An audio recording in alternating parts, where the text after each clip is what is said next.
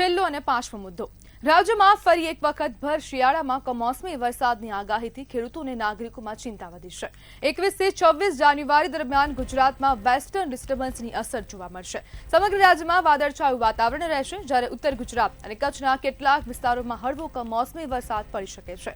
આ માવઠું ખેતી માટે ચિંતાજનક સાબિત થઈ શકે છે, ખાસ કરીને કેરી સહિતના રવિ પાકોને નુકસાન થવાની ભીતિ છે।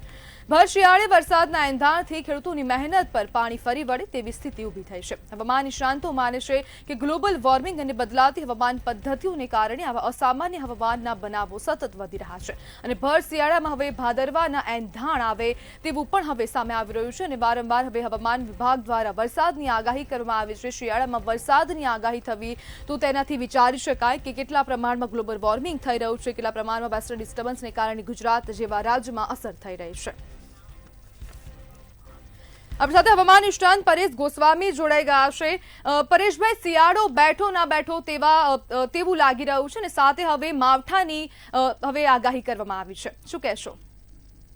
ચોક્કસથી આમ જોવા જઈએ તો આ વર્ષે જે શિયાળાની જે 4 મહિનાની ઋતુ હોય એમાં પણ જે તીવ્ર ઠંડીનો જે રાઉન્ડ હોય છે, જે શીતલહેર જેમાં આપણે જોવા મળતી હોય છે, એમાં ડિસેમ્બર અને જાન્યુઆરી મહિનો, આ 2 મહિના દરમિયાન આપણે તીવ્ર ઠંડીનો અનુભવ થતો હોય છે। ચાલુ વર્ષે 2025 ની અંદર ડિસેમ્બર મહિનાની અંદર ઠંડી છે નોર્મલ કરતા ઓછી જોવા મળી, એટલે કે તાપમાન છે સરેરાશ અપ રહ્યું હતું। જો કે જાન્યુઆરી મહિના દરમિયાન રેગ્યુલર ઠંડી જોવા મળી રહી છે, પણ જે આપણે ઠંડી જોવા મળે એટલે આપણે WD એટલે કે વેસ્ટર્ન ડિસ્ટર્બન્સ પસાર થાય અને એ વેસ્ટર્ન ડિસ્ટર્બન્સને કારણે ઉત્તર ભારતના પહાડો ઉપર ખૂબ માત્રામાં બરફવર્ષા થાય। ત્યાં બરફવર્ષા થયા પછી અત્યારે જે ઉત્તરના પવનો ફૂંકાતા હોય છે એટલે બર્ફીલા પવન ગુજરાત સુધી પહોંચે, જેને કારણે આપણે ઠંડી જોવા મળતી હોય છે। એટલે આ વર્ષે જે બરફવર્ષા થઈ રહી છે, પણ અમુક જે વેસ્ટર્ન ડિસ્ટર્બન્સ છે એ થોડાક મજબૂત વેસ્ટર્ન ડિસ્ટર્બન્સ પસાર થઈ રહ્યા છે, જેની અંદર જોવા જઈએ તો થોડા સમય પહેલા 31 ડિસેમ્બર 2025 અને 1 જાન્યુઆરી 2026 એમ 2 દિવસ સુધી રાજ્યની અંદર માવઠું થયું હતું, એ પણ વેસ્ટર્ન ડિસ્ટર્બન્સને કારણે થયું હતું। હમણાં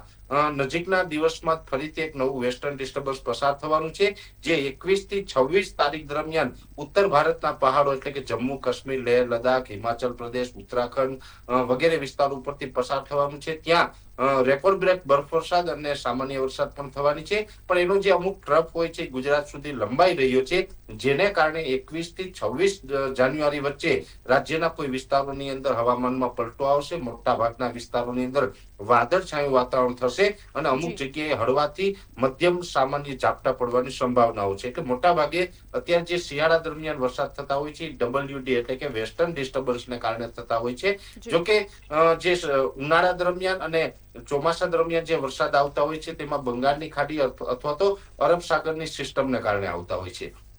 જો આ વેસ્ટર્ન ડિસ્ટર્બન્સને કારણે જે વરસાદ આવતા હોય તેમાં મોટા ભાગે એવા ચાન્સ હોય કે આપણે આગાહી હોય પણ એ સમય દરમિયાન પવનની દિશા બદલે તો આ માવઠામાંથી આપણે બચવાના ચાન્સ પણ રહેલા હોય છે। એટલે અત્યારે આપણે એવી જે આપણું પ્રિડિક્શન છે મુજબ લાગી રહ્યું છે કે 21 થી 26 વચ્ચે કોઈ પણ 2 દિવસ એવા હશે કે જેમાં સામાન્ય છૂટાછવાયા ઝાપટા પડી શકે છે। જો કે એમાં હવામાનમાં અચાનક પલટો આવશે તો બચવાના ચાન્સ હોય છે, પણ અત્યારનું જે મોડેલ અને અલગ અલગ જે સેટેલાઇટના માધ્યમથી અમારું પ્રિડિક્શન છે તે મુજબ જાન્યુઆરી મહિનાના 21 થી 26 તારીખ દરમિયાન ઝાપટા પડી શકે છે। જી બિલકુલ પરેશભાઈ, જોડાવા બદલ આપનો આભાર।